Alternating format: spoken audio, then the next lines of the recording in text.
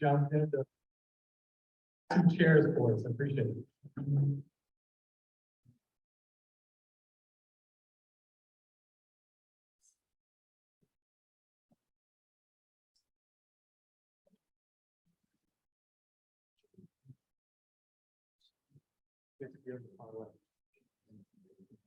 I would have wanted a comfortable spot.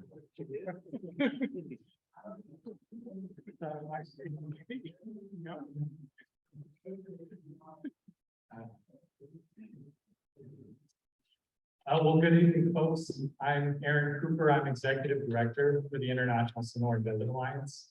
And if you weren't aware already, the purpose of the meeting tonight is really for us to just learn a little bit more about the current situation in our communities. I say communities because we're talking about Ajo and we're talking about why that are both experiencing really similar challenges. And so that topic for this evening is going to be talking about property crime, theft, to a lesser degree vandalism, but mostly theft and break-ins and things of that nature. And so there's really a few goals tonight. One is around education. I don't know about you all, but I certainly have areas of ignorance where I don't understand where somebody's job picks up and somebody else's job takes over. And so I'd like to better understand, as we're seeing some of these challenges happen, where does the Pima County Sheriff's Office come in? Where does the Pima County Attorney's Office? Where does the Ajo Justice Court come in? And just understand the flow a little better. I think another purpose for today is to better understand the working realities of these different organizations that are involved. So are they understaffed right now? Do they have a backlog of cases? Are they still having COVID restrictions? There's a lot of things I don't know, and a lot of things I imagine we don't know either. And so we'd all like to better understand it. And then lastly, it's for your voices to be heard.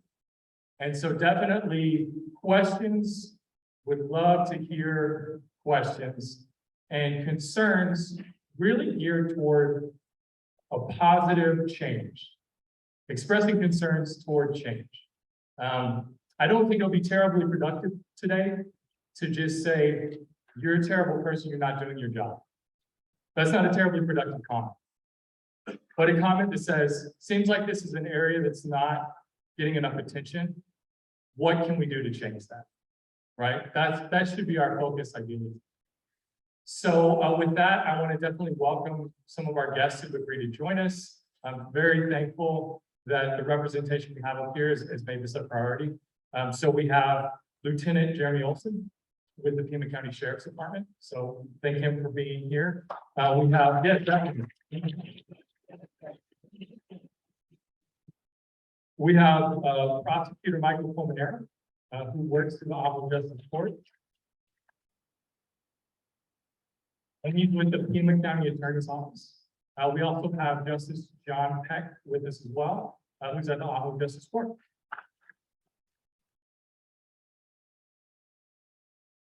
Additionally, we have Virginia Rodriguez with us, who's the Director of Victim Services Division. So Virginia, if you don't mind, just let people see where you're at.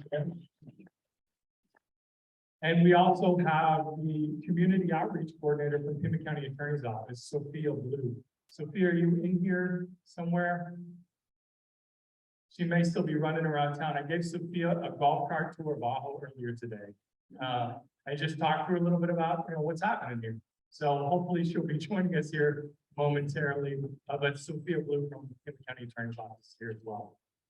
So our flow for tonight, the first item is going to be having each one of these agencies just walk us through their current state. How are they doing on staffing? Fully staffed, understaffed, probably not overstaffed if I had to guess. How are they doing on backlog? Are they caught up? Do they have a lot of case backlog? How are things going? Are there COVID restrictions and things of that nature? So I think in my mind, the sequence that makes the most sense is probably the order you folks are sitting here. So we'll go Jeremy, Mike, and John for each of these. So I'm going to be the timekeeper. So Jeremy, when I start giving you the signal, it's time. 5 to 10 minutes.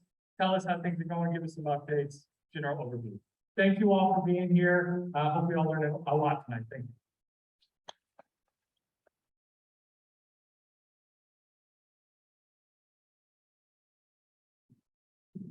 Good evening. Pleased to see the turnout here. It's actually a lot more than you were even hoping to get. I'm Lieutenant Jerry Olson. I'm the Alpha District Commander over the Pima County Sheriff Department Alpha District. Just a little bit about me real quick.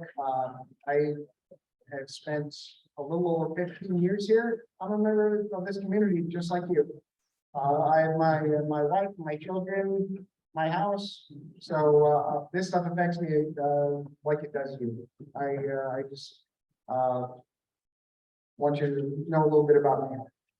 In reference to the state of things with the Pima County Sheriff's Department, I don't think anybody is sufficiently staffed across the country. We have staffing shortages just like anybody else does. As of right now, I'm authorized 20 deputies. We have 17. That includes patrol deputies, a district detective, a K-9 handler, and a school resource officer. All of them do a great job. I hope you see them out in public and say hello to them and let them know who you are and just talk to them. They're good people. I have a jail also that includes 24/7 operations. I have 7 corrections officers and a corrections sergeant. I also have a 911 call center for all 911 calls in Western Pima County, some of Maricopa County, the reservation, some of the reservation on the western end, and even sometimes when you're near Mexico, maybe even into Mexico sometimes. That includes this time I have 5 dispatchers and a dispatch supervisor. They also work 24/7. I also have a team of volunteers. I've got one of them here, Gino Mara. It's a great group of people who do a lot of good for the community. Some of you might have seen a recent article in the paper requesting volunteers. We are always looking for volunteers. We don't require a certain amount of your time or certain abilities. It's whatever you're able to help out with. We appreciate. I've already had a couple of people reach out expressing interest in becoming part of that. If any of you are interested in that, Gene is here. He's wearing a blue shirt. He's standing up right there. Please talk to him if you even are to the slightest degree interested in that. In regards to the past couple of years, COVID hit us like it did everybody else. During the initial pandemic phases, we, for public safety reasons, we're not as present in regards to physical contact with the community. Physical contact, unless it was necessary, was discouraged just for safety reasons. So that resulted in less proactive police work, which happened across the country. And we were involved in that.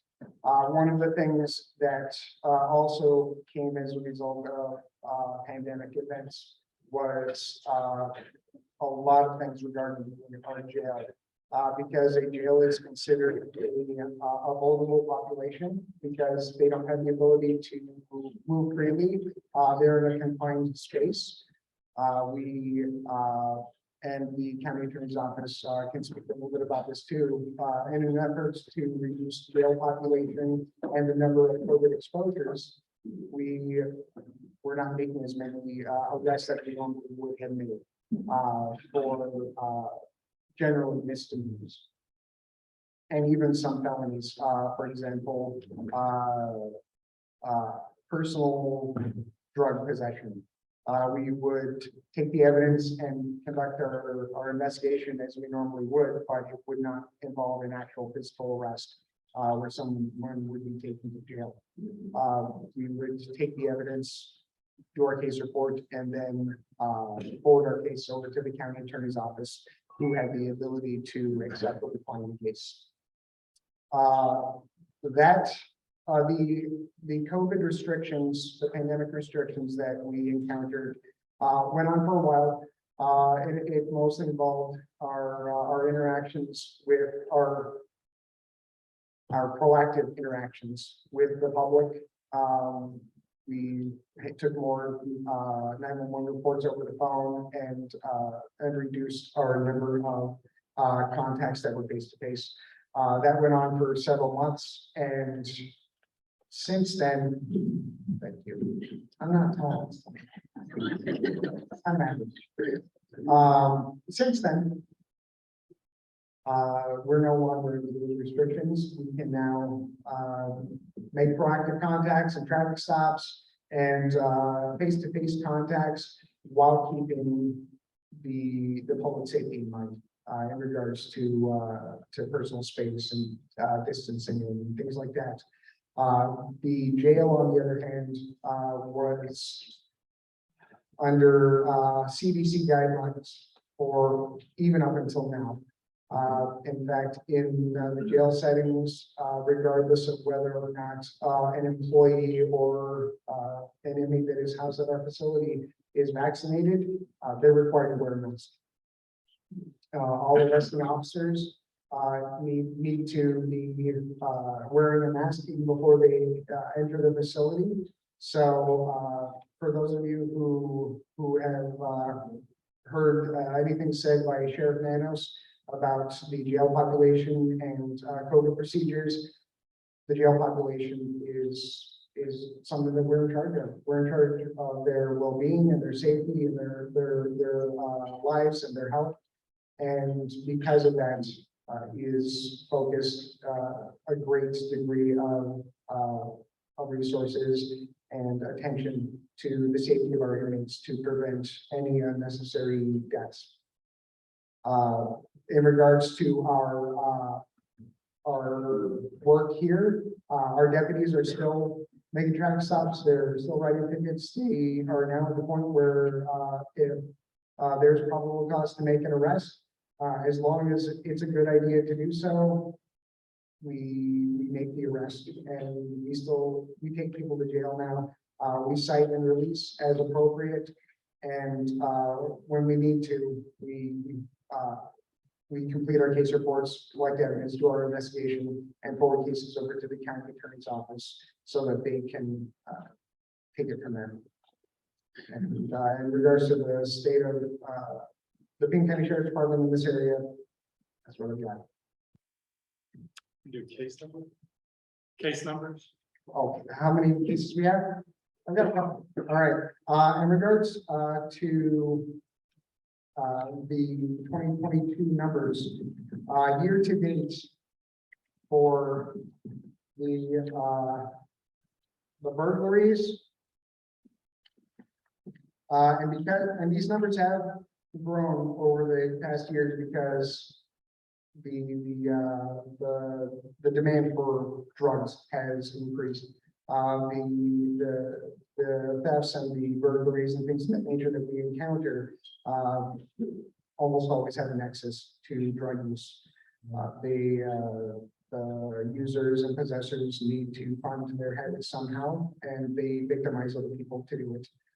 As of today, our approximate numbers for burglaries that we have encountered is 54. Our just theft, and that could be theft from a yard or a vehicle or shoplifting from the Circle K. We are looking at 100. And like I said, that could be anything from taking a hose from a yard or shoplifting a packet from the Circle K. In regards to drugs, we have had this year, I'm not sure what the actual number is. I had these numbers wrong, but we have 8 drug arrests this year. Is that accurate? No, there's more than that. So there should be one Felony drug arrests. are right in there, and then they're looking about. Do we have a total number? And then we go, of the drugs? yeah, we have this year's Okay, yeah. I thought I had the drug numbers there.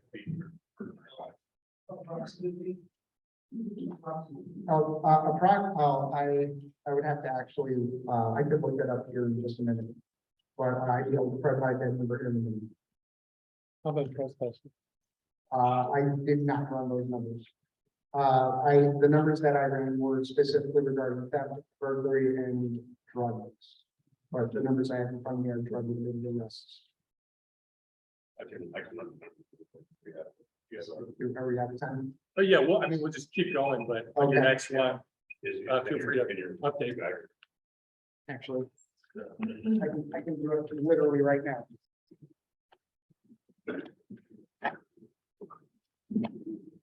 You would just do that in the next round here, Jeremy, when you come back up, you come back up. Sure. In just a minute. So, next up, just wanted to invite, Michael Pulmonero with Pima County Attorney's Office, who's going to, come up and do a similar walkthrough, for us for the Pima County Attorney's Office. Thank you.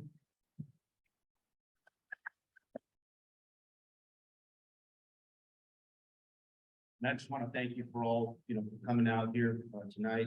Laura Conover couldn't make it tonight. And it basically, I'm the misdemeanor attorney. I'm the one that handles misdemeanors out here in Ajo. The felonies generally get sent to Tucson. And so as far as like staffing, quite honestly, the county attorney's office, Pima County Attorney's Office has always been short-staffed. We've always had a lot of turnover, going way back to when I first started in 1998. And it still continues today, unfortunately. We have a lot of turnover. We have a lot of people leaving and for different reasons. But we've always been kind of short-staffed, to be honest with you. Lieutenant Olson, he spoke about probable cause, and it's my understanding that a lot of people are probably here, they're upset, that it's been an issue for a long time about burglaries and thefts, and a lot of people don't feel there's enough being done about that. And that has been a long problem. Just to let you know a little bit about me, I was coming out here in the 70s when I was young. I had an aunt that lived out here. I had an uncle that was a bricklayer. He built a lot of, or put up a lot of the brick and block around here, Reuben's Barber Shop. He built a house right behind the old Pizza Hut. And I used to come out here in the 70s, and I stopped coming out here in the 80s when they divorced. And my aunt was Irene Robles out here. And in 2011, I told the county attorney's office that I would come out here and do the misdemeanors out here and travel out here. And I've been doing them since 2011. And it's always been an issue about the thefts, the burglaries, and the drug issues. And Lieutenant Olson talked about probable cause, and that's what an officer needs to charge somebody and arrest somebody with a crime. They need probable cause, which is sometimes considered 51% or so that the person committed the crime, likelihood. As far as the county attorney's office, as a prosecutor, we're required to be able to prove a charge beyond a reasonable doubt. And that's very hard. That's considered somewhere around 90% or above the likelihood that the person committed the crime. And if it's a felony, like a burglary, if you take it before 12 people and have to try to prove that it's beyond a reasonable doubt, that's pretty hard work. And we have a lot of very experienced prosecutors that review the felonies, the cases that are reviewed for felonies, and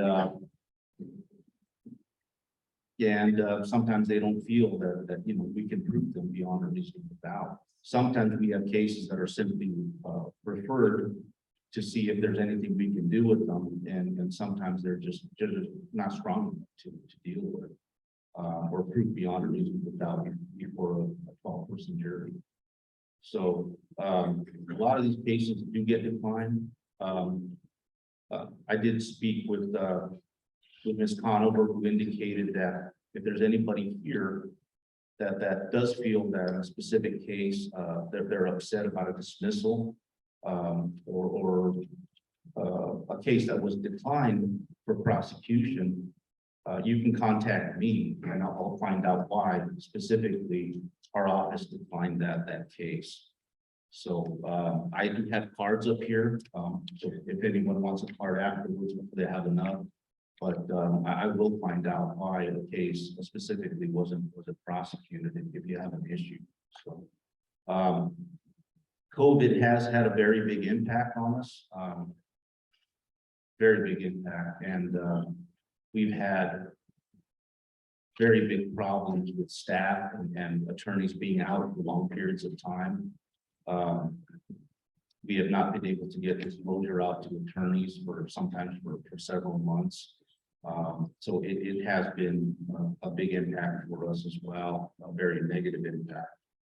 A lot of these cases that are declined for felony prosecution, deputies will refer to me and I will look for misdemeanors if I can prosecute a misdemeanor. So I will long form misdemeanor charges if I feel they are warranted and if I feel like sometimes I just can't. There's just not enough evidence there. And again, if you have any issues with any of the cases that misdemeanor cases that are declined or dismissed, contact me and I'll talk to you about that.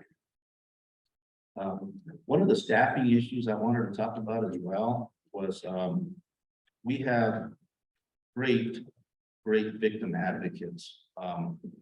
They work extremely hard and at all hours of the day and night. And we used to have one that was here that was above and beyond the call of duty, Norma Gomez. And we lost her several years ago. Well, I mean, she couldn't work anymore. So we don't have a victim advocate, and we've had people from Tucson, and it's very hard when you don't have somebody here. Norma Gomez lived here, I think, most of her life. She knew the community, she knew the people, she could track down victims when we couldn't, and we just don't have her anymore. And I don't know if we're going to be able to replace her, to be honest with you. So that's been a difficult issue with victims.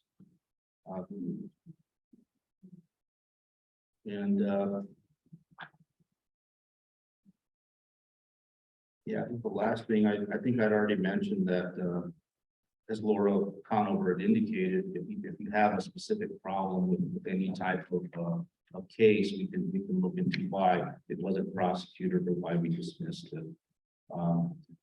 But basically that's it. Quite honestly, we're doing the best we can with what we have. I've done a lot of jury trials for defense attorneys. They argue to the jury. The state has all the money and the resources in the world, and we don't. To be honest with you, we have very limited resources. We don't have enough staff, and we don't have enough attorneys. But quite honestly, we're doing the best we can. But like I say, if you have any issues, you want to contact us, we'll look into it and we'll talk to you about it.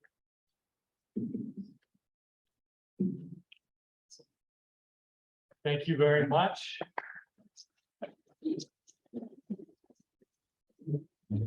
So next we'll hear from the Ajo Justice Court. Justice John Peck will walk us through a similar current state for the Ajo Justice Court. I think I'd rather do this.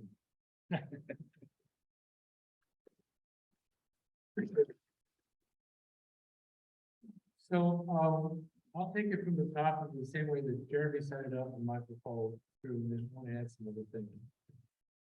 In terms of our staffing, we're fine. We're not understaffed, not overstaffed. When I came to the position 10 years ago, we had four additional people on staff.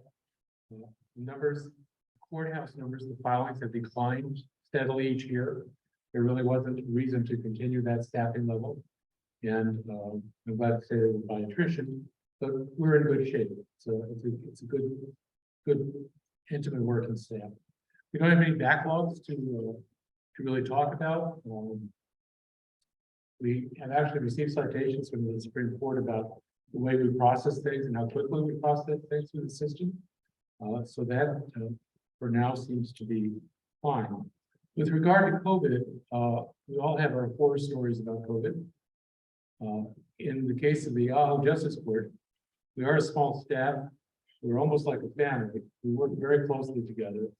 And when someone tests positive or has developed symptomatic issues, it affects everyone because we work very closely together for long periods of time. So 3 times in the 2+ years of the pandemic, I had to close the courthouse because people were having to go up and get testing. The clinic was not able to respond to us in a timely fashion with testing. So we couldn't, the times didn't work. So I would send people up to Buckeye or send them to Tucson, where we could get, working with the county, we could get basically overnight or 24-hour results on those kinds of things. But it was a great problem for the community because they did the sign on the courthouse door saying we're closed. If you need help, it's an emergency situation, contact the sheriff's department.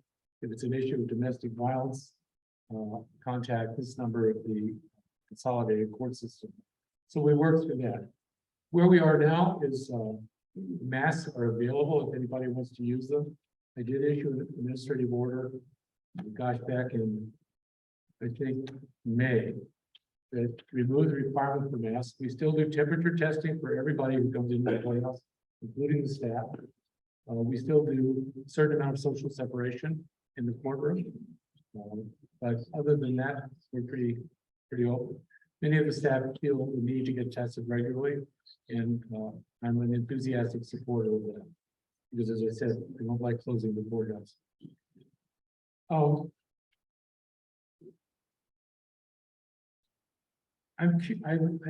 interested. When I said I was listening, I was very interested in these figures that we were hearing, because I also did some research about, I guess, 8 weeks ago, 3 months ago, about where we were in certain filings that relate to these issues that are bringing everybody here today.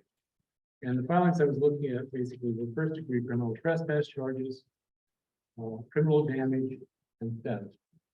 Those. Oh, sorry. Okay, sorry. So I looked at first-degree criminal trespass, criminal damage, and theft, and I looked at it over a 5-year period. What we've done, and I'll just. Lieutenant Olson mentioned that I think you had, as of date, 2022 for burglaries, 54, and as of date for thefts, roughly 100. Got that exact number. It's actually 87 that were confirmed thefts. 87. And in terms of drug-related cases, 27. 27. Okay. So those figures roughly are 114, leaving out the drug issues. 114 cases that have property damage. In our court, filings in our court, the citations have been 114 roughly. We have seen 41 cases presented to the court. So less than a third roughly make it their way from citation to the court. We obviously can't reach down and pull cases into the court. So there's an interesting cutout there for us to be thinking about.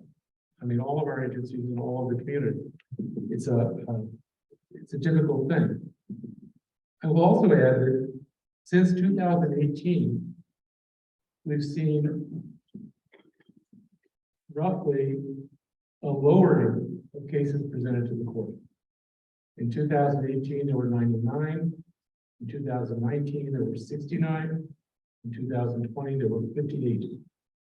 So the numbers come down. There has been a spike recently, not a huge spike, but there has been a spike recently. The issues are, it's not just us who are involved. I mean, not just our 3 agencies involved. We also have in the county something called pretrial services, which works countywide. And we have video court, which operates out of the municipal court system in Tucson. These are cases often that are seen that we don't see here. I don't see them. There are issues where people are arrested on weekends or various times. They're seen by video court, they're released by video court, or pretrial services comes and issues a recommendation that they be released or held on bail or something like that. But there are other players in who determine who gets to the court level and who gets to my court level. So those are partners that we need in this discussion. They need to be included in that discussion because they're very important players. I will tell you, I was talking to Tony Villas this morning about a number of other things. Tony's the chief magistrate for the city of Tucson, and he told me that there have been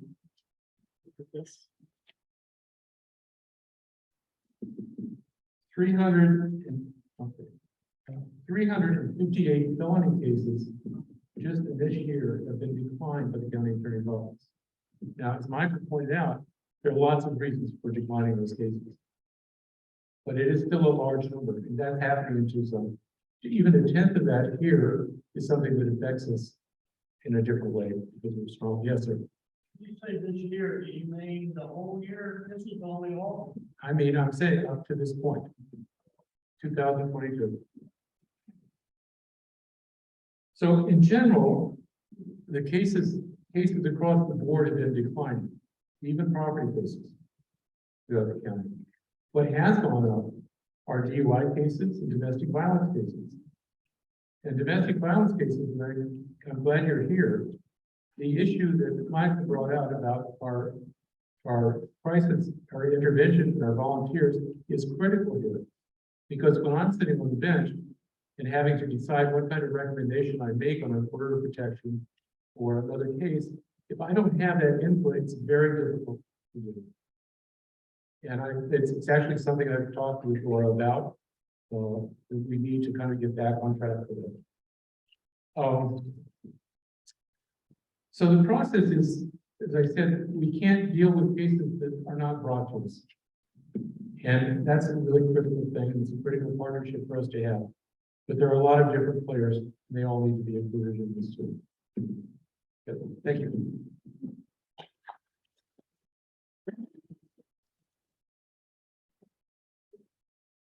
Fantastic, I appreciate that. Walk through current state, we have a better understanding of where each agency is, how things are flowing for that agency. So the next part of the meeting is really envisioned as walking through a theoretical property. Right, from the moment of report to the moment of adjudication. And better understanding where do these handoffs happen? Where are some of the things that cause delays and wait time? Just getting a better understanding of how these things work in the system. And so, again, we'll work through a similar order to where Lieutenant Olson will kick us off. Pima County Attorney's Office will walk us through next steps, and Ajo Justice Court through that final piece. And then after that, we're just going to jump right into questions. Okay, so just that's where we're at right here, folks. I know most of you are probably anxious for that last piece, but I think we'll have better questions if we better understand their realities. So with that, Lieutenant Olson, invite you right back up. Thank you.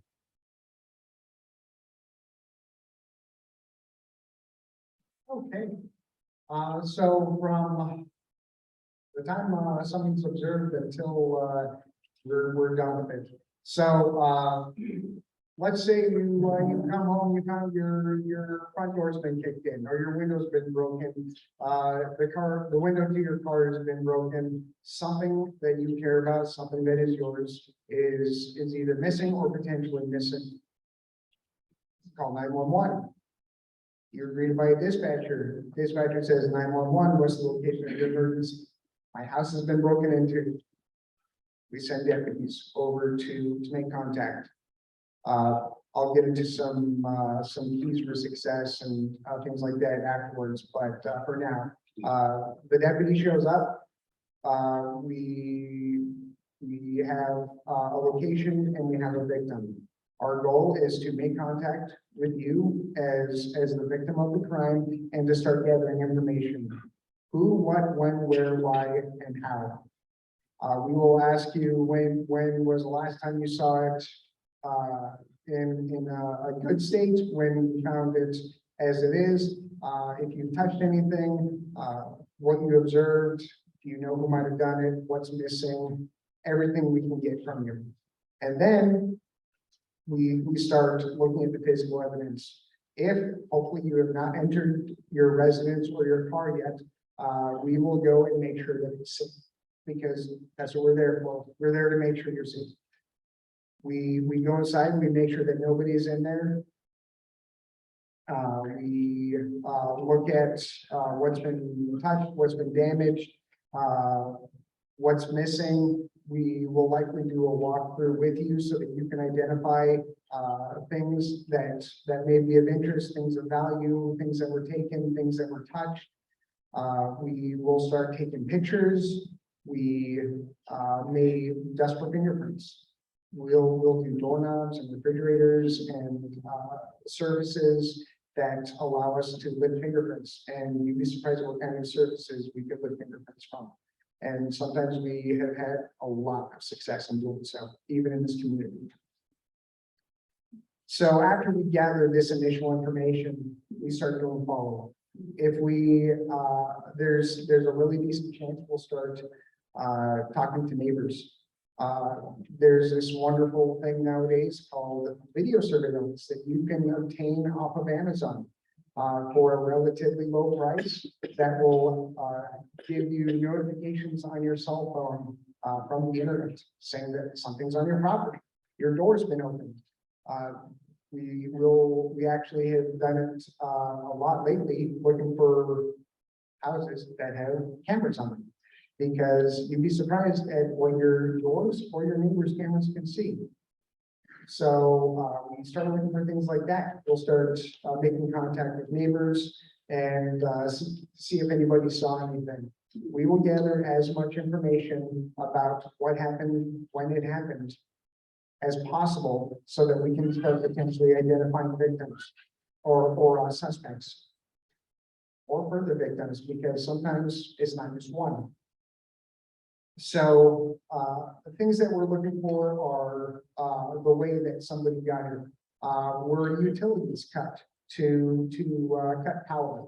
Was there entrance through a certain area? What we're looking for is an MO or modus operandi, which is the way that a certain person operates. And sometimes we find trends. Sometimes we already know how somebody operates, what they do, and that sometimes gives us a lead. A lead isn't necessarily a suspect, but it's somebody that we would like to go talk to. So we'll start knocking on doors. We'll make contact with people. We will process evidence. We will take pictures of shoe prints. We will take things that were left behind. We will send them for processing. If we're not able to do it ourselves, for example, if somebody gets cut on a piece of glass while breaking a window, which has happened here, we'll send it out for processing for DNA comparison. And we have received positive results in the past. We will do that.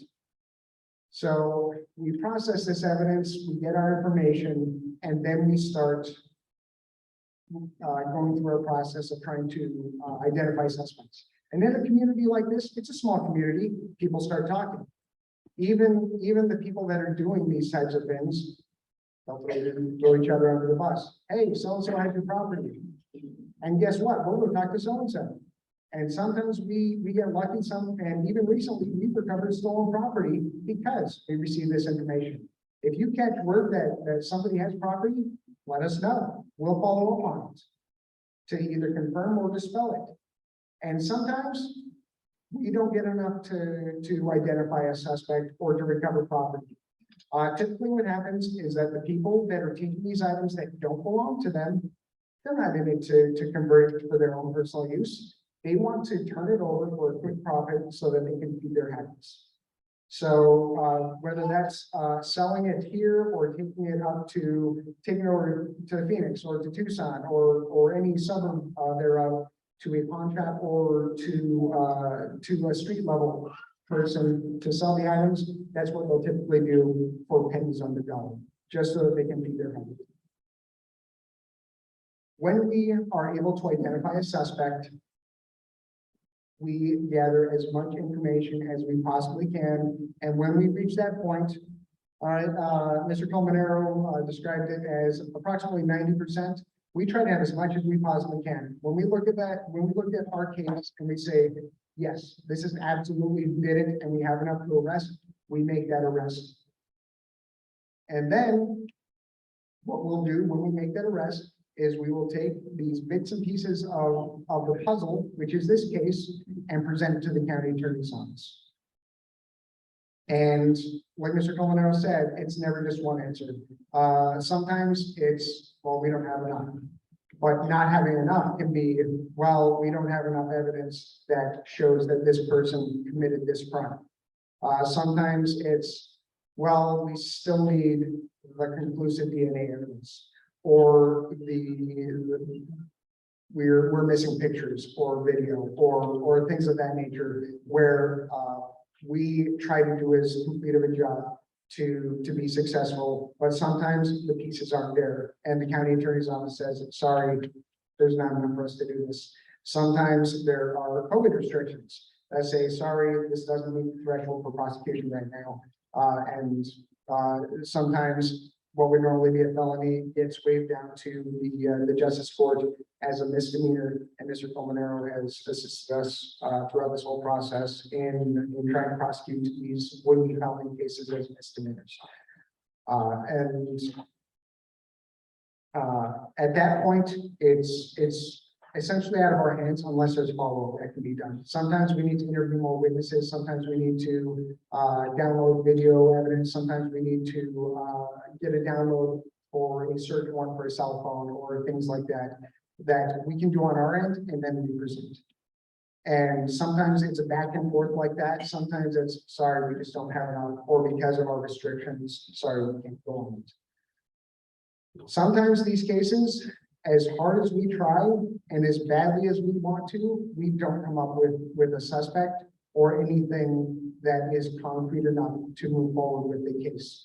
And that is where we need the most assistance from you as the community. Our big things that have given us success are reporting things immediately, reporting things that are strange, people that are doing things that they shouldn't be doing. Don't touch things when you come home and find that somebody's been in your stuff. Don't touch them. Wait for us to show up. If you can get video surveillance, please do. We have had some success stories recently where we have made some arrests. I'm not sure if you've seen it in the paper. We made arrests on local people who we have done this follow-up on, and we have made these arrests reference thefts and burglaries and trafficking in stolen property to include firearms. So that has happened recently. So what we need is your help in doing that. So if you have cameras, please make sure they work. Please report things immediately. Don't be afraid to talk to us. If for some reason you think that there's more that can be done, please reach out to our deputies. Please reach out to me. I'm very approachable. My phone number was in the recent paper. I have a lot of business cards with me right now. I'd be happy to talk to you. But essentially, from the moment the crime is observed until it gets handed off to the county attorney's office, which is the next step in the puzzle, which is the justice system, that's what we do.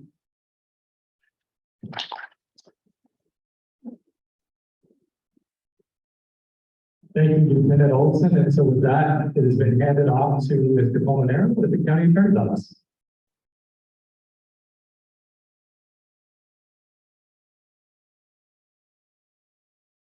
As Lieutenant Olson said, basically the sheriff's department and the police, they investigate, and if they feel they have probable cause or enough evidence, they refer it to our office. Sometimes they'll charge people, sometimes they'll just send the reports over and the evidence over to our office to see if we feel there's enough to proceed on the case. But either way, when it gets sent to our office, a prosecutor reviews it. If it's a felony, it goes to Tucson. If it's a misdemeanor, it comes here to me. So sometimes we need, like you said, we need more info. We'll order the audio, the video, pictures. Maybe there might be DNA evidence, or fingerprints or something like that. But there's also other considerations. Sometimes the victims aren't around and it's hard to find victims. We lose a lot of victims, even though the case is very new. Sometimes it happened a few days ago. I'll call the phone number and the police report or the victim information and the number disconnected. Or I'll find out that it's not the right number. We'll send victim letters and it comes back, there's nobody here by that name. So we have a lot of problems with victims, and that was one of the reasons why it was really hard to lose Norma Gomez, because she was able to track down a lot of these people. And it's been really hard since we don't have her. Another thing is witnesses are often willing, whether or not they're willing to testify. Sometimes you contact them and they're like, I'm not gonna go. I'm not gonna get my tires slashed. I'm not gonna get a rock thrown through my window. I don't want to be attacked. I don't want this guy's family coming after me. So that's sometimes a problem, recanting witnesses as well. Sometimes the witnesses have longer criminal histories than the defendants. A lot of the people that I deal with are often victims and defendants, in different cases. That's sometimes a problem. And another thing that I wanted to highlight, though, we have to decide if the case is strong or not, something we can prove beyond a reasonable doubt. But if it's more serious, we're willing to fight it. If it's not that serious, then, we just have to let it go. You have to pick your battles. Like I said, we don't have all the resources in the world. We don't have all the, the manpower in the world. And we have to pick our battles. And, that's just one of the realities of life. And like I said, we do the best we can. And like I said, if there's any issue, you have a problem, you want to talk about a case, you can contact me or someone in my office, and we'll try to get back to you about what happened. But that's basically it.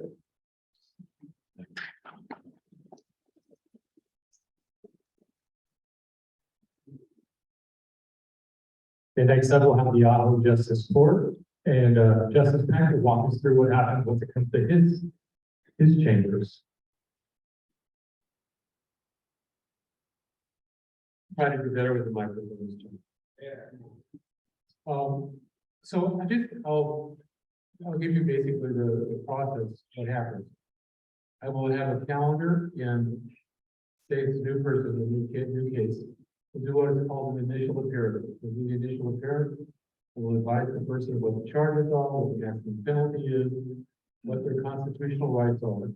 They are the last right that I read, that they are innocent until otherwise determined, which is a key pillar of our society. I will then set a date for the next hearing. I will, depending on what Michael has indicated he'd like to do, I will appoint an attorney. If they fill out a financial form and I find that they warrant a court-appointed attorney, or we will not appoint an attorney. It's not a case in which attorney is going to be necessary. They said it will set the time and I'll at the next hearing. If it's a felony case, and I do a number of initial appearances for felony cases as well, those go directly to the Superior Court. And I will assign someone to the Office of Public Defender to represent that person, and I will set a time for the hearing. Usually, if I'm holding them on bond, it'll be within 10 days. If they're being released without bond, it'll be 20 days. We usually try, because Ajo has the system, in each and all the caseloads in Ajo have declined to a certain extent over the years. And we have attorneys who come in 3 times a month. On a Wednesday and 2 Thursdays out of the month. So those are the cases when we're having misdemeanor hearings. Those are the cases that we hear those things. The things we do on Monday, Tuesday, and Friday are generally civil cases. But what we're interested in here are the misdemeanors. Those happen on Wednesdays and Thursdays. So they'll come in, we'll have a hearing. Michael will be there. One of the attorneys will be there that assigned or that they brought in. We will hear the case, or I will hear often from the attorneys involved, and Michael, that the decision has been made to ask for a continuation. Who's got the problem?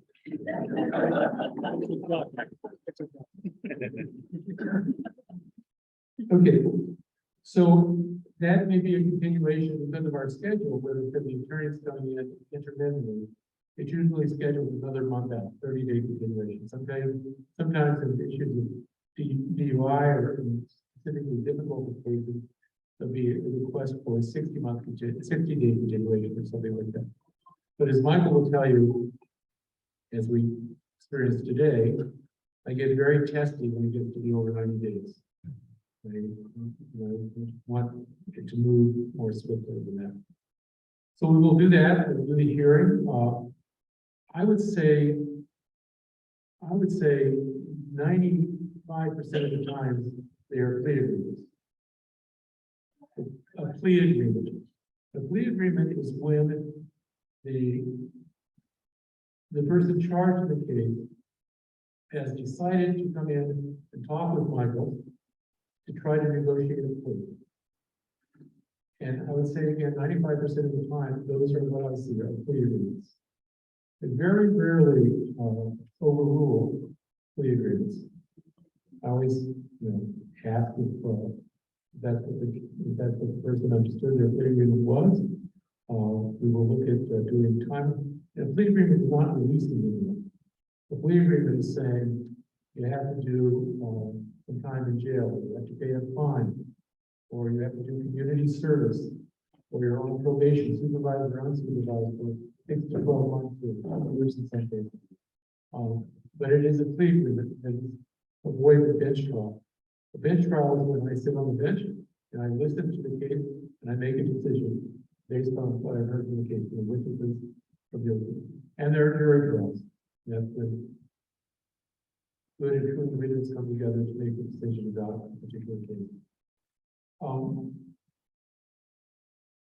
a number of cases, I've instituted something in which I will have people come in for a review, maybe 2 months into their probationary period, particularly if they've been sentenced to do any sort of counseling or pay restitution or other things like that. I'll bring them in so that we can have a conversation to see whether they're successful in doing that, and if not, why not? We will have those kinds of conversations. Often I do probably, I would say 100+ signature files a week in my chambers, and that's just writing opinions or signing off on documentation for things. Often I will get in those files a filing from the county attorney's office in which a case is dismissed for prosecutorial discretion.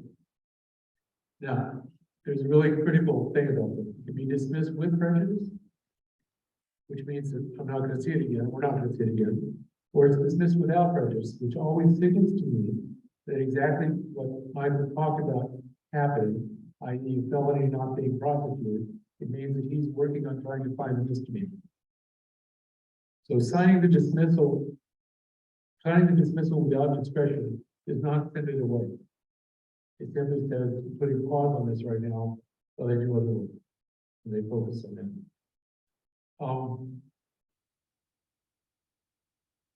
I mentioned to you earlier video court in Tucson and pretrial services. The pretrial services often will make recommendations to release someone on their own recognizance or release them into pretrial services or not release them. Very rarely does it say not release. Usually it's a release of some sort. These truly, I take these only as recommendations. There was a case yesterday in which there was a recommendation to release on their own recognizance. I chose not to do so. It happens to be someone I've seen in court often. And this is that's sort of a luxury of living here and being in court every day. Is you see people and get to know people in the community. And pretrial services, as good as professional as they are, don't always have that same insight or that same experience. So that's a very important thing too. And again, another reason why they need to be involved in this conversation. As I said, I will call people in for reviews. When they get done with whatever thing that they've, whatever probationary period they've done and been successful, if they do the counseling, I always give them a certificate congratulating them on finishing the counseling. And we hope not to see them again, but that's basically how that process happens. So.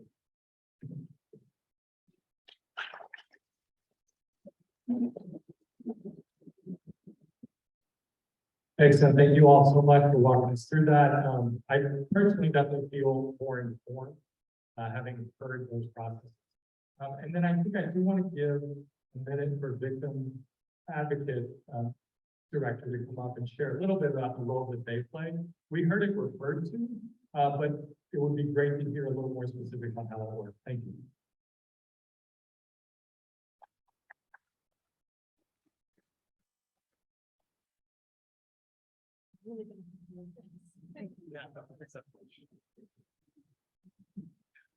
Thank you. Can everybody hear me? Thank you, everybody, for having me, and it's a really privilege to be here in this beautiful office. I would love coming out here. Before I talk a little bit about our office and what we do and who I am, I just want to say that I'm so sorry this is happening to your community. I can't imagine how painful this is for you all to get together. This has been going on for a while, so I'm very sorry that we had to come to this. So my name is Virginia Rodriguez. I am the Director of Victim Services of Pima County Attorney's Office. I have been serving in that role since 2021, May of last year. Before that, I was actually an advocate for 4 years at PCAO. And then I worked at the Attorney General's office, teaching victim rights throughout the state. And so I came back to Tucson, and this is what I'm doing now. The main theme, I think, is COVID did affect our office probably a lot. Part of the work that we do is we respond on scene with law enforcement to work with victims of crime. We cover all of Pima County, including Ajo. Just this past 6 months, we did have to come out to your community for a couple of calls. So it takes about 2 hours, but we have folks that will come out here. And as Your Honor said that we did have Norma, and Mike was talking about Norma, our advocate, the address to replace her, which is never be replaced, but to find somebody to fill that role, but we're still actively looking. So just to let you know a little bit about what our division does, we are part of the criminal division. So we are part of those folks. But we're not prosecutors. We work very closely with prosecutors. So our job is to work with victims of crime.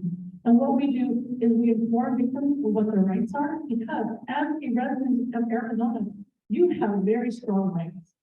We can't control everything that's happening with the criminal justice system, but one thing to know is that you have the right to give your input about any plea agreements, whether the report needs to be dismissed, release conditions. So there are many things. Currently, we have on staff about 25 full-time victim advocates. They each carry about an 80 felony cases. So they're very busy. We have about 5 vacancies that we're looking to fill. Also, part of our program has a lot of volunteers. We have a core volunteer, about 60 folks right now. And we are starting our fall volunteer crisis recruiting that's going to start. We have about over 80 folks that are interested in coming and working with us. One of my plans, and I'm trying to be very proactive, how to serve this community and how to better serve their community, is what can I do? And one of the ideas that we have is having victim crisis volunteers from your community that are here and living here. I have information on any of that if you'd like to look at it. We also work with you. We can make it a Zoom, we can make it virtual, anything that we can do to support you. So that's one thing I want to say, that we are here to support you. So our program started in 1975 by volunteers. So it's been around for a long time. We actually helped in 9/11, the shooting out in Las Vegas, obviously the Gabby Gifford. So we've been around for a very long time serving our community. The other thing I want to say is that you can always call our office. If you can't get a hold of the prosecutor, you are always welcome to call our office and say, hey, I'm yet to hear from the detective, I heard from the prosecutor what's going on with this case. Can you look it up?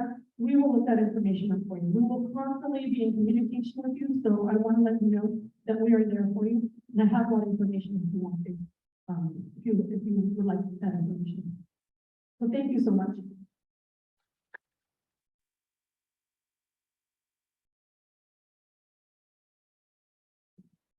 Fantastic, thank you so much. And so now we are going to open up the floor for questions. And we've got a mic right here. So folks can kind of queue behind that mic. If you've got a question, come on up, start lining up behind this mic.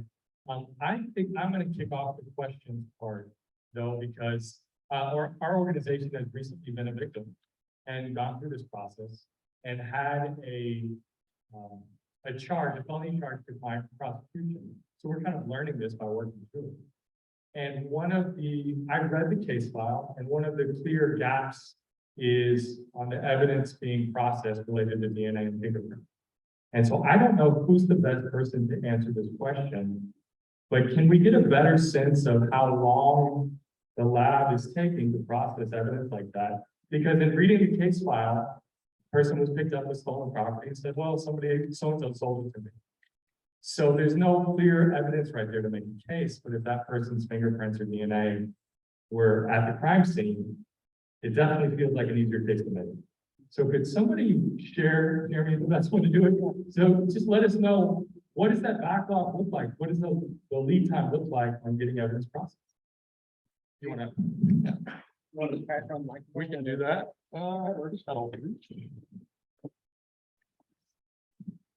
All right, specifically involved in cases with fingerprints and DNA. In regards to that type of case, I know I was there when the deputy had fingerprint dust all over that laptop. I'm sorry if it came back dirty, but we want to get fingerprints off of it. For a long time, we actually did not have a fingerprint tech that worked for us. For those of you who are unfamiliar with that type of process, it's not the type of position where you put in an application on a Friday and on Monday you're doing the job. It takes at least a year to receive the necessary training to be able to do the fingerprint analysis. So I know that we hired one a while back, and I heard the other day that we're getting ready to hire one. So the backlog of fingerprint analysis was expensive for a long time. And we actually had to outsource to other agencies to even get some of this stuff processed. We've always used the DPS crime lab for DNA analysis. And when they got backed up, because they're a state agency and they deal with every agency in the state that doesn't have their own crime lab in regards to DNA and things like that, they were giving us best case scenario several months to get results. So we in turn a couple of years ago started outsourcing to other companies to try and get this information. I'm not exactly sure where we are right now, but I have a good working relationship with the manager that manages our forensic unit. And because of what's gone on in our community, I specifically reached out to him to request that if we need a rush order, that we be given special attention. And he assured me that he would offer that type of support to us. So in regards to your specific case, we did make an arrest, and it was also the same person that we arrested for one of the thefts recently. So we have a lot of the same people committing the same crimes out here. It's just a matter of the county attorney's office declining prosecution because we're not quite there. It's not a no answer, it's a not now answer. So I'll make a note here to follow up, especially in reference to the fingerprints and possible DNA evidence to see if we can get something sooner. But yours is not the only case where we try to process that kind of evidence. I mean, today, one of my deputies in the back encountered a stolen vehicle, right next to the park, and, wasn't even expecting it to be a stolen vehicle. And next thing I know, they're bringing in, all sorts of evidence to process for DNA and fingerprints and things like that. So, the evidence is there. We received the specialized training in collecting, this type of evidence. But, unfortunately, when the ball goes into the court of the people that are able to make those types of comparisons, we have very little power. Questions, comments? Michael? Could I add on that? Could I add on that? Oh, sorry, yeah, please. I just wanted to add on that, felonies take priorities, and I handle misdemeanors. A lot of the cases that I have are for DUIs. And so there's blood drawn, and the blood takes sometimes several months, for alcohol. If it's other drugs, sometimes it takes quite a bit longer. I've had cases that took so long to get the result of the statute of limitations that already passed, and I couldn't go forward on the cases. I know recently, I believe, the state has started hiring independent contractors to take some of the backlog. So hopefully that's going to help. But it does take a lot of time for that result. So I just wanted to let you know that that's the way it is. So.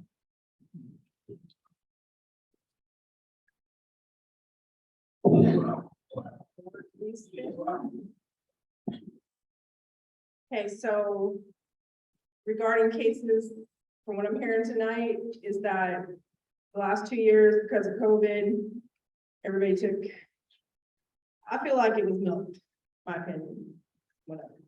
But I know of a person who had their vehicle broken into, their RV broken into, smash and grab, painted it up, stole a bunch of stuff, including weapons, followed the trail, because I read the police report to figure out what I never could find out. Nobody would ever call us back and tell them what was going on. So I get involved, calling, trying to find evidence, get all the reports that I can, which were very thin, considering weapons were involved.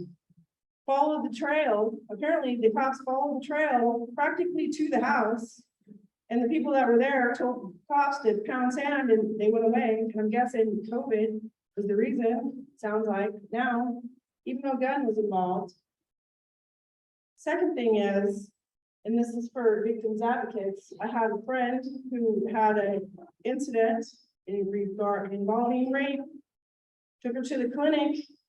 They don't even have rape kits. They don't have anybody there that can process a freaking rape kit in less than 2 or so hours. And as a woman being told to don't take a shower, don't do anything, make your way to Tucson, go to the emergency room, maybe they'll do a rape kit is completely 100% unacceptable. We have people that work in the clinic. I know it's a swab, I can do it myself.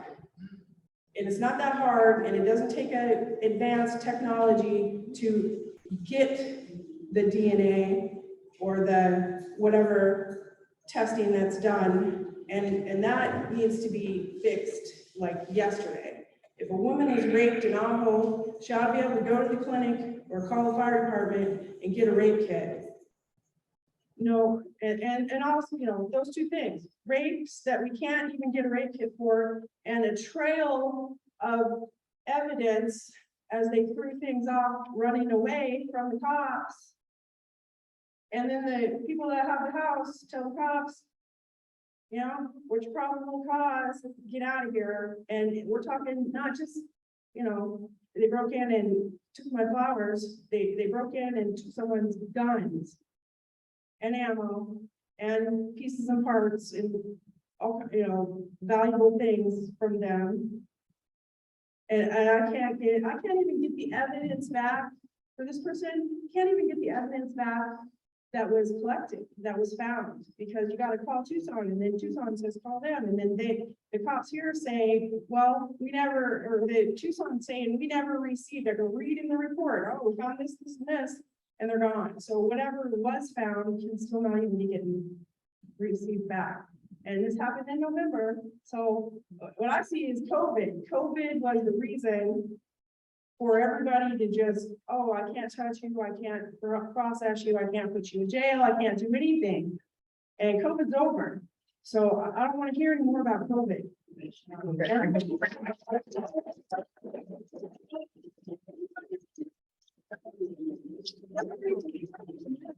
A mask is class 2 personal protective equipment. If you're not trained in the use and disposal of it, then it's hazardous waste, apparently, supposedly. And if people are that sick, they shouldn't be at work. So COVID's over. All these restrictions and all these reasons for I can't do my job is over. Okay, real quick, I can talk about the sheriff's department's involvement in anything like that. I can tell you with absolute certainty that as of last November, COVID would not have kept us from doing our job in that situation. You're not helping that case then. There's no reason to so- follow the trail to the known, and it was known subjects. That's what they wrote in the, Aaron, in, sorry, if we could just let him finish. Yeah, I got some things I'd like to put out. If you have the specific case number information that I can obtain, I will absolutely look into that. But I haven't done it myself. I have been the one to follow the footprints. I followed the footprints from the donut shop one summer all the way through town for a couple of hours with another deputy several years ago, and we arrived at a house and we got a burglary conviction on the deputy found. So if we arrived at a house, I feel like if we had not to get a search warrant, we would have, regardless of whether or not somebody asked us if we had probable cause. Because if we had probable cause once we got to a house and somebody didn't grant us access, then my belief is, based on personal experience in these matters, is that we would have attempted to get a search warrant for small property, especially if there was a firearm, but regardless of what type of property was taken. yeah. So if we can get specifics as to that type of information regarding evidence that, or items that we retrieved that we'd like to have returned, or what happened with the case to make it go the direction that it did, we'll look into it. But with information saying that we followed things to a specific house, and the only thing that kept us from that house was somebody saying, what's your probable cause? Just based on my observation of that, there would have had to be more for us to walk away from. I would assume that myself, and I shouldn't have to come to, I've called and asked and talked to the Tucson people and the evidence people and the literal officer in charge, and have got nothing. What I read in the police report was, from what I can tell, there are known people in this town that are the problem.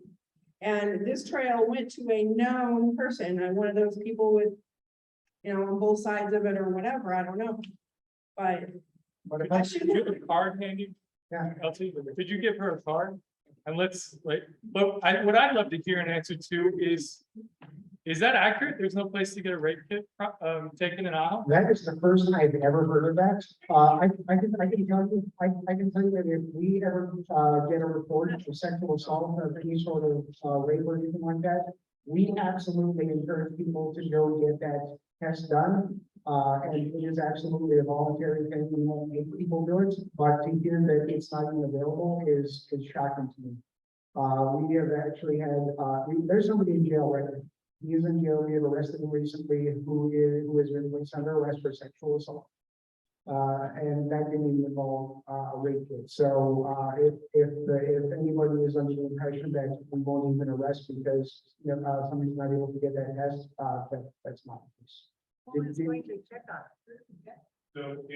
that, let me just add that, really quick, I'm starting to get, in response to the question of that type of evidence, the nurses in Tucson, the nurses that do that are especially trained nurses. Okay, they receive a lot of special training in the collection of that evidence, the forensic collection of that evidence, right? So they're really prosecuted. All right, it has to be prosecuted. We have to show a chain of custody. We understood the hours, that the question was not, done improperly. That's something else was not introduced into that question process. Right. Wait, so I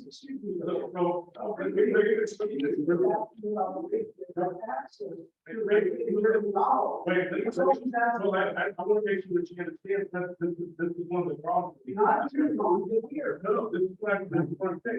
We have to find you guys for us to process that. Okay, for us to collect that evidence. As the sheriff department, at this point in time, we have to refer people out to those specialists. Okay, to the specialists that can do that. All right, if it's not done correctly, and the county attorney is going to test, but if we have a bad chain of evidence that's in that collection, then that creates problems with the case, correct? So we have that limited resource. It's not truly a problem. Okay, that is a limited resource as well. There are limited numbers of those professionals that do that. Okay, so it's not something in which just anybody can collect.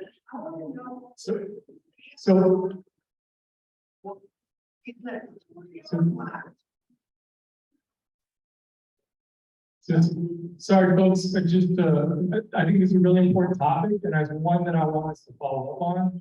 But the answer sounds like right now, you cannot get a rape test kit collected in Ajo. That sounds accurate, is that correct? You cannot get that done. That's a problem. And we need to solve it, right? Okay, so we've identified one that needs work. But I do know there's other questions to be asked here. So we'll keep moving along. And if we can limit the crosstalk, folks, I know there's a lot of collections, but questions to be asked for people lined up here. So I do want to honor people's time and keep rolling on this. But we've identified one issue that needs follow-up for sure. Yeah, thank you very much. Go.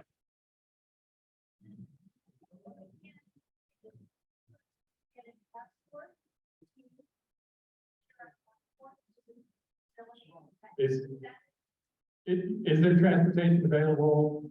I would make it possible. Okay, so it sounds like yes. Yeah, okay. Sir. Hey, my name is Denver. I'd like to thank Mr. Cooper for this public forum, having this come together. I know maybe it's not that easy to know everybody here. I'd like to thank the deputies, every interaction I've had with them, speedy, diligent, very decent. And they've been very speedy, diligent, and very decent with everything. The thing I have to bring to the table is we've had about 7 or 8 thefts in our neighborhood over Gibson Park. And I'm very lucky to be on a block that has some great neighbors and we all watch out for each other. So we've kind of created a neighborhood watch. But looking at like putting some signs up, what to do with the watch for it, it'd be nice to get some input on that. And I'm not asking for that at this time, but maybe we can get some feedback later on in the pamphlet. I know there's a lot more people that wanted to come that weren't able to make it here. This is not all of them. Is there some sort of pamphlet or something or some sort of document kind of summarize? Or with this being recorded, is there going to be a link put up for that? Yep, we can post it on social. That would be great. Yep. Real quick on the neighborhood watch program, that's actually something that our volunteers do. I know that over the past little bit, we've been kind of inactive, and part of our recruiting for the volunteers that we're working on right now is to get that started again, which will include neighborhood watch meetings, some home security presentations, and getting us aware of our surroundings from that standpoint again. No, that'd be great because we have some people who are way too like staring at everybody walking by and people like, I don't even care. Right, and part of the neighborhood watch thing is our ability to kind of focus our efforts. Thank you, guys. Excellent. One other thing is for hosting this, and thank you for being here. And I have one daughter right now who has COVID. My other daughter is a biologist. She's a supervisor for the Pima County Health Department. COVID is not over.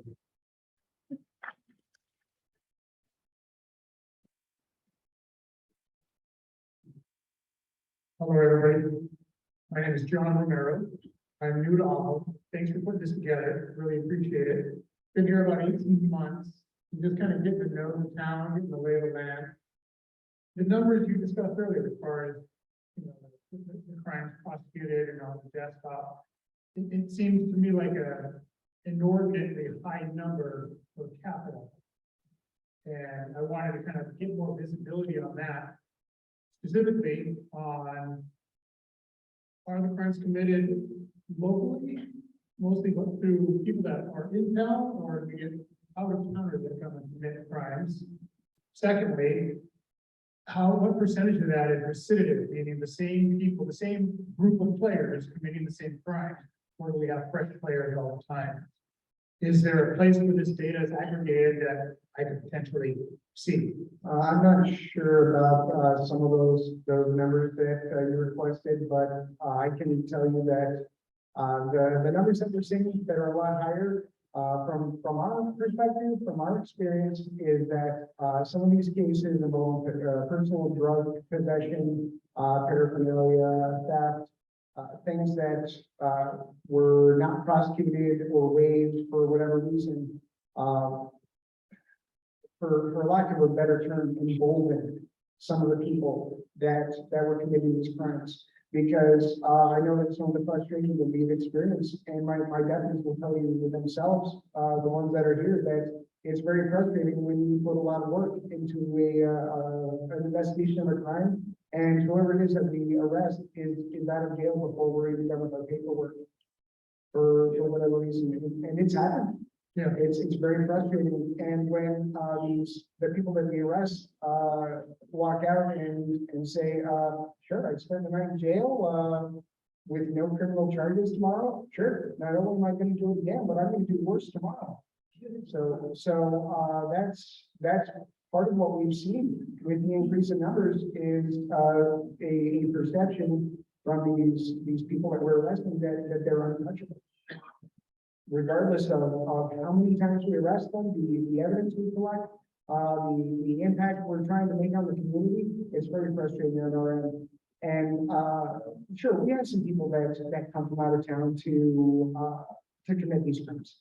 If most of you are probably aware that we've had at least 3 documentaries that I've known of that involve the hospital being haunted or not haunted, ghost hunters and stuff like that. That, believe it or not, has drawn a crowd. We have had people from Phoenix, from other areas, who have come and have broken into the hospital to either hunt ghosts or to steal things. We have successfully arrested and prosecuted many of these people, but these are people from out of town that come and do these things. But it is our experience in this community that most of the people that are creating the victims in our community and are degrading our quality of life live among us, and it is a very small group of people. Thank you. I'm here to stay. I love Ajo. So, and I spent 25 years living in South Central Phoenix, so I'm no stranger to crime. I've been victimized many times in burglary and all sorts of street violence. But I feel we have a tight enough community here where I'm going to get involved, and we can make a difference. And that's the thing, it's not that we have more crime here, it's just that it's more noticeable because it's a small community. Agreed. All right, we see the same people walking around, we see the same types of crimes, and because it's a small community, it seems like it affects us more, and it does. In South Central Phoenix or in Phoenix or Tucson, burglaries and thefts and whatever else happen multiple times a day, and nobody even thinks twice about it. But in this community, it matters. Because people don't want to leave things unattended. They don't want to leave their doors unlocked. They're worried about going on vacation. And we don't want that. Right. I agree. Thank you.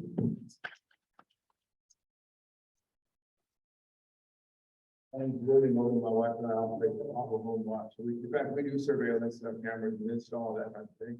A lot of ones that people buy to get from Amazon or whatnot, they mean well to get them, but there a lot of times what the video, as you know, there's a lot of times the video is not, we can't really tell a whole lot from it. There's a thing about quality there. Speaking of the hospital, over at the hospital just got contracted a couple of days ago. We went up, we secured all the doors, got everything all closed back up. Hopefully that's not going to be an issue. But one of the things I've ran into recently here, I've had a lot of people that have contacted us. they've been burglarized, like their shed, their house, whatever. And they didn't call and report it. They said, well, the sheriff's office is not gonna do anything anyway, you know, and they said, we're not gonna bother. It was just crazy. I mean, I walked around, you can see, you walk around and say, look at this, you got footprints, there's stuff here they need to know about this stuff. But somehow or another, that needs to be addressed to get folks that they do need to report this stuff. So that's really been an issue.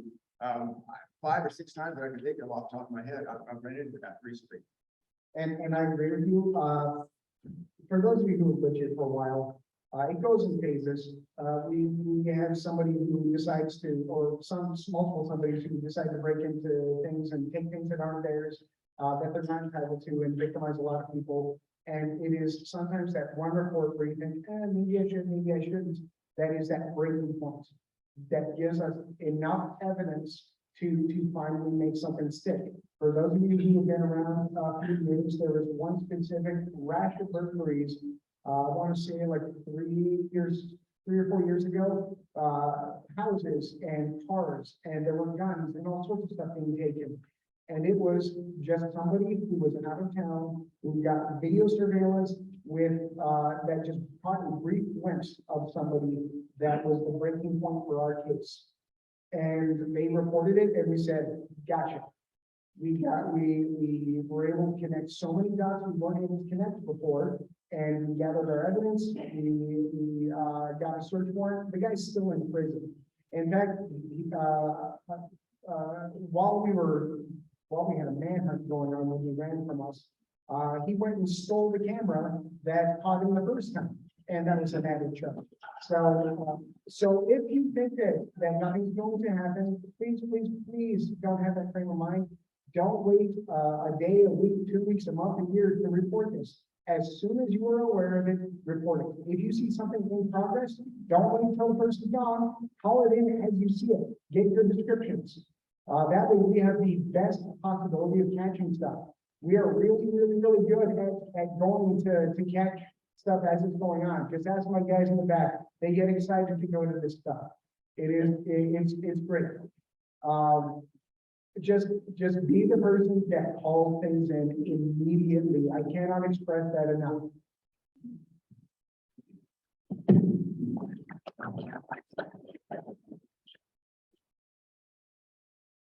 Hi, my name is Sue, and I've not had anything happen, but I know a lot of people, and I see a whole that I've heard from both ends now. If someone gets all this evidence gathered, and yet it takes months and months and months for anything to be able to be prosecuted, when does the victim get communicated to? I hear everybody talking about, oh, you can call us anytime, you can get the case number, you can do this, you can do that. I understand we're missing people, but you say we're missing people, but I've never seen anything in the newspaper that says we're missing people. You want to volunteer, here's a newspaper, we might know more about it. You can have all kinds of holes in your system, but if we as the community don't know you have a problem, it creates that problem for all these victims. And so my question is, who on your staff, or is it a volunteer part of your volunteer program, that somebody communicates back with the victims? Months and months and months. Come on, guys, there's got to be something. If there's a case that that it's been worked out with the I'm sorry, I'm losing my word. I agree with. If it's been worked out with the person who you prosecuted, has the victim been a part of that process of changing the outcome of the conviction and stuff? So that's my question is, where does the victim actually get communicated, and who in your office is assigned to do that, and does it regularly all the time?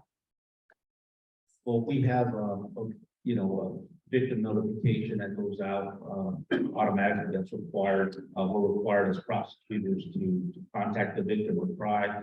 And, we'll call them. We know the letter is sent. We'll have a copy of the letter in the file that was sent by our victim notification. So we're required to try to make contact, and we do try to make contact. But as I said before, a lot of times phone numbers no good, or that we have no reports. the letters go out, they come back, non-deliverable, or no person at, by this thing at the address. And that's been a big problem for me here in Ajo, to be honest with you. It's hard to find the victims a lot of times. So we do make contact, we try to call them, we do send letters. We're required to by law, and we do that, but a lot of times we don't, and that starts from the beginning of the case. And we're required to also try to contact them about any plea offer that's being offered to them. So we'll try to contact them, call them, or send them a letter, a copy of the plea offer that we're contemplating, and we give them at least a couple of weeks or so to try to respond. And quite honestly, a lot of times we don't get a response.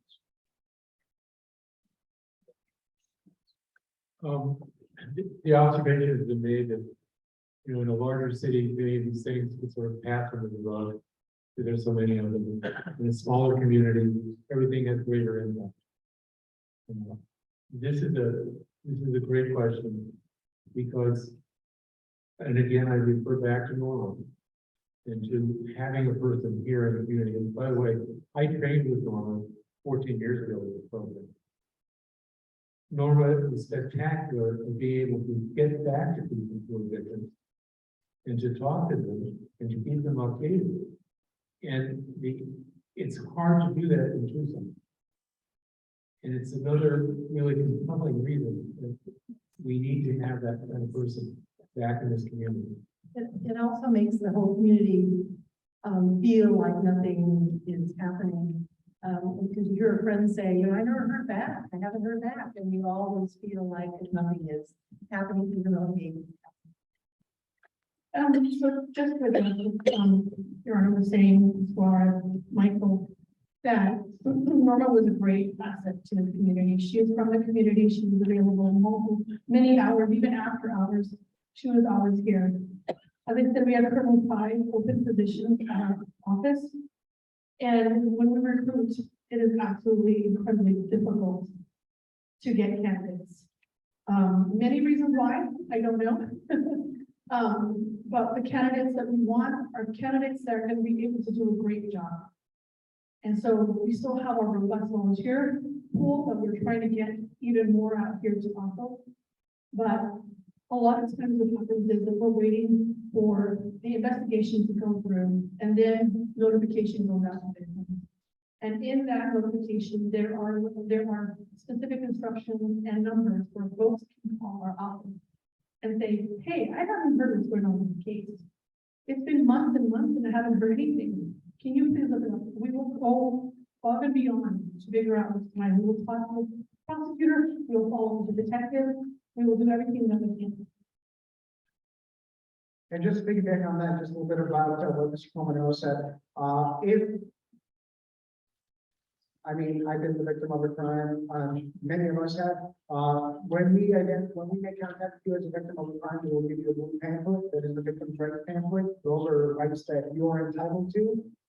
We also should be getting updated addresses and current contact information for when we need to make contact with you. When we make an arrest, we complete an additional card that has the victim contact info so that you are notified through the process when somebody has their initial appearance, when they get released, whatever their process is.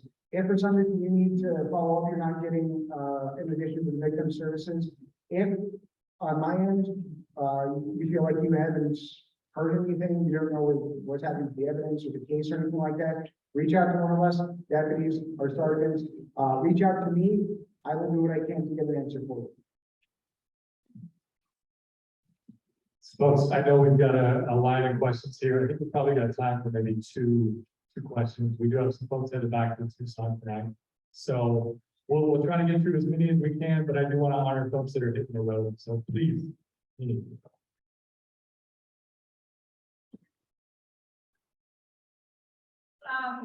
First of all, I really want to thank you for doing this, and I really want to thank our community for coming out tonight.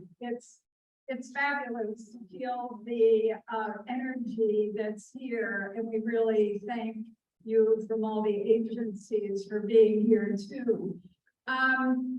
it concerns me that after this evening, not only do we know that DNA and fingerprinting and quick release from incarceration is the norm, or long waits for any kind of prosecution. So if I was somebody who was doing theft in town, it would be, wow, kind of a free time for them, and probably an easier way of deciding that tonight we're going to rob another house or another car or create vandalism. So I think at some point, while we need to rectify all of that, or have systems that are more rapid, et cetera, I think as a community, we need to do a lot of things ourselves, whether it's motion cameras or motion lights or cameras or other ways of verifying what's happening to our properties. And also whatever information can be helpful from you folks on the specifics of what we look for when somebody's creating a crime. I mean, that's not in my DNA. I wouldn't know how to do that, really. And I'm sure you have good suggestions for us. So I think in having booklets or brochures or whatever that our community has, what we need to be looking for within our homes and properties. And also, I don't know, do we do a GoFundMe or something? We're not a wealthy community, so even to get motion lights and cameras, that's expensive, and installation, and most of us can't do that on our own. So is there some way that we can do a community fund to have more ways of creating security for our properties in a larger scale within the community? That's it. If we have any grant writers in the room, maybe that's one of reference, so we can look for something like that, because I'm all for it. I'm also for holding people accountable. Accountability is key in something like this. For those of you in your neighborhood, you want to know what to look for, you know, you can take a look at something in your neighborhood and say, yeah, that's not right. My wife, I can't tell you how many times over the years said, stop staring. But the thing is, when I see something that doesn't belong, I want whatever is going on to be painfully aware that I know that it's there. If I need to go talk to somebody, I do. If I need to stare at somebody as they're doing something strange, I will. If you see something going on that just doesn't look right, you'll still respond to come and talk to somebody. It doesn't necessarily mean that we can stop them and hold them against their will to talk to them, because we need their minimum reasonable suspicion to do it. But if you see something that's not right, let us know about it. My name's Ken Duvall. Jeremy. I know we aren't supposed to say anything negative, but 3 cop cars sitting at the firehouse just doesn't get it. 3 cars sitting at the Mormon church doesn't get it. 3 cars sitting out in front of the VFW doesn't get it. You guys aren't enforcing the traffic laws. So what are they doing? I was told just recently, again, after many times, that you guys patrol the alleys at night. I've got a game camera set up on the alley. I see tweakers going up and down, back and forth. I don't see any cop cars. So in reference to sitting on the side of the road, sometimes part of our what we do is traffic enforcement. And You don't enforce the traffic laws, excuse me, but you do not enforce the traffic laws. You avoid Solana Avenue like a plague. You will not come down Solana Avenue. People are passing constantly in low yellow lines, people are running stop signs constantly. I mean, just all kinds of, yes. No, I think valid observation, but we gotta give him a chance to respond. Yeah, so, we can't be everywhere at once, but I can tell you with absolute certainty, and the three people in uniform, in the back of the room can tell you, with a degree of frustration, that, they're required to go and do checks of residences and businesses every single day, almost to a nauseating level. And that forces them to be out and about in the neighborhoods. So, I understand that sometimes we stop and talk to each other. I do that as well. For whatever reason, there should be no scenario where any of our guys are, 2-3 deep on the side of the road, at the VFW or the fire station or wherever it is that we are without a good reason, just doing nothing. Okay, I am a firm believer in community policing, being present on foot, at the parks, at the grocery store, at the plaza, being engaged in our community. I do it myself. I'm sure many of you in the room can say, hey, yeah, I've seen him around on foot, driving around. That's what I like to do. That's being part of the community. But we also have to take into consideration the rising point traffic, the people driving 70 miles an hour through town in front of the Circle K, because we get that as well. We get the DUIs and and we've had some fairly significant collisions involving irresponsible driving over the past couple of weeks. So that is part of what we're responsible for. In regards to, what's called, alleys. Actually, I can tell you with absolute certainty that Deputy Shire in the back, when he was assigned to the midnight shift, on his own would walk the alleys. I can tell you that with absolute certainty, and I'm proud to say that he did it.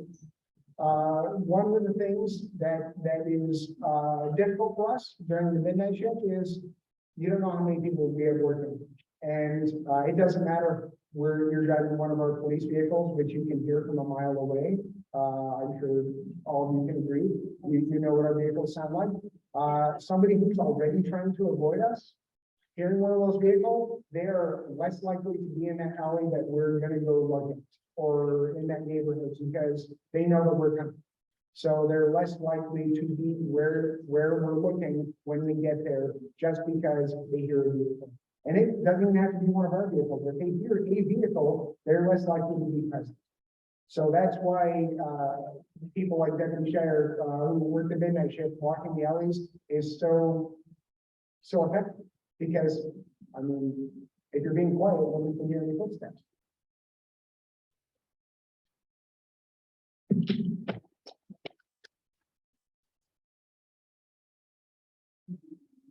First of all, good evening. The business I work with did get hit with someone stole stuff, and I can honestly admit I'm still keeping from it.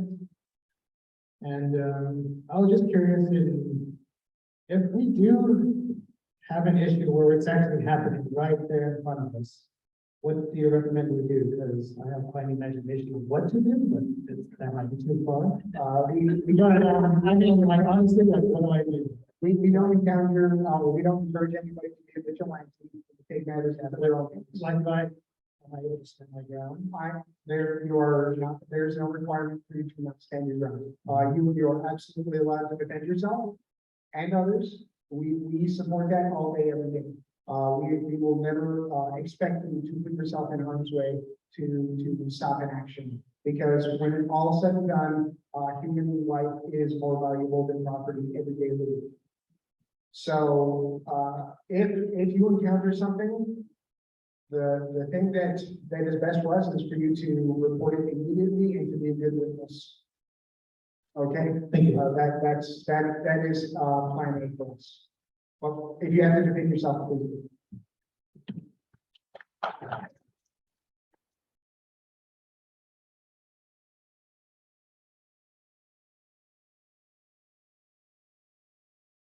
My name is Ken Nolan. I lived in Ajo now for 6 years. I visited Tucson in 1969 and again in 2003.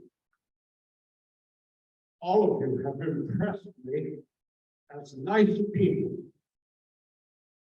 This town You're all nice people. Well, I'm not. I can be here tonight because my wife is as formidable as I am. So she's safe. And I'm here to say, don't be a victim. Don't be a victim. After you're a victim, these are the folks you call. These are the folks you turn to. But don't be a victim. Go to Red Supply, buy one of these.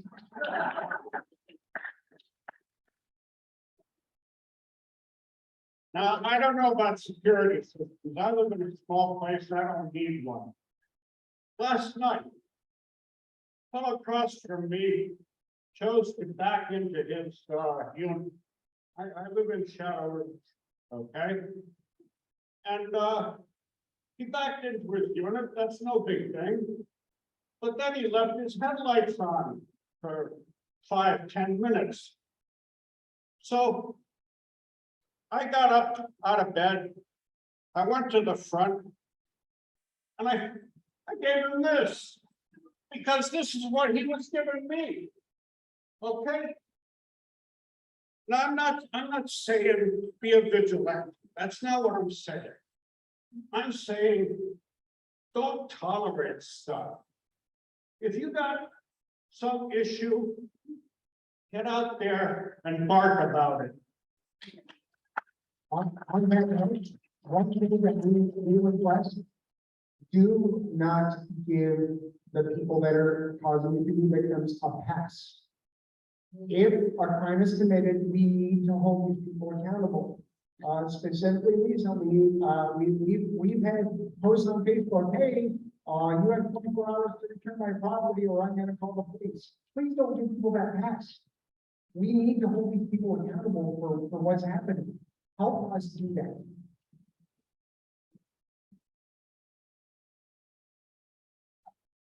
So this is gonna be our last question. We just have some folks that gotta hit the road. We're 15 minutes over already. I understand there's probably people all light on this. And I want to let everyone know this is not the last conversation we'll be having either. Laura Conover, the Pima County attorney, has agreed to come out later this fall. So this is not the last time we're going to talk about it. This is not the end all be all.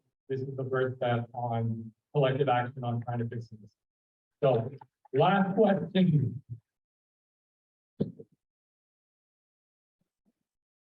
Good evening. My name is Jessica. I actually bought a home here a little over a year ago. And I feel compelled to make this comment because of the conversations earlier about rape kits. From 2007 to 2009, I directed the Northern Arizona Center Against Sexual Assault that's housed at the North Country Health Center in Flagstaff, Arizona. It is the only SANE program in Northern Arizona. And I want to support the officer who said that it isn't just anybody who can collect this evidence. Sexual assault nurse examiners are specially trained. It's a very specific 40-hour training. Collecting the evidence and maintaining the chain of custody is critical for prosecution, but it's important to remember also that victims have rights under the Violence Against Women Act that entitle them to prophylactic medical care to prevent infection and to prevent unwanted pregnancy. And that medication is timely and needs to be administered quickly. And we are not the only small community in Arizona that does not have immediate access to SANEs. And getting a rape kit done is not something that happens 9 to 5. It has to happen at 2 o'clock in the morning. It has to happen at 3 o'clock in the morning. And when I ran the CASA, we had victims that were brought to us from the Navajo Nation, from the Hopi Nation, from Grand Canyon National Park, you name it, but it was the officers that were doing the transport. And we need to make absolutely certain that that service is available in this community. If someone is assaulted, they need immediate care and need to be taken to the closest program available.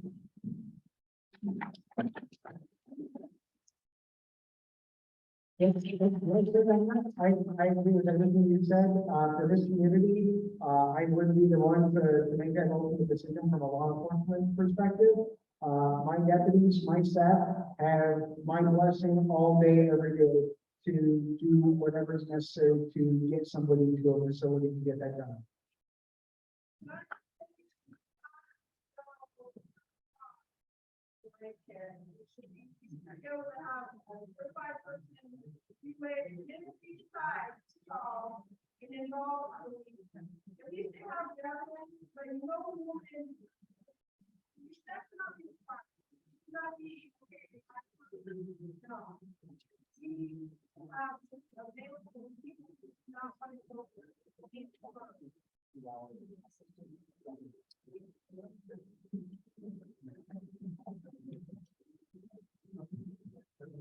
Again, folks, thank you so much for coming out tonight. A lot of really important topics coming up. I want to thank all these folks who agreed to be here tonight.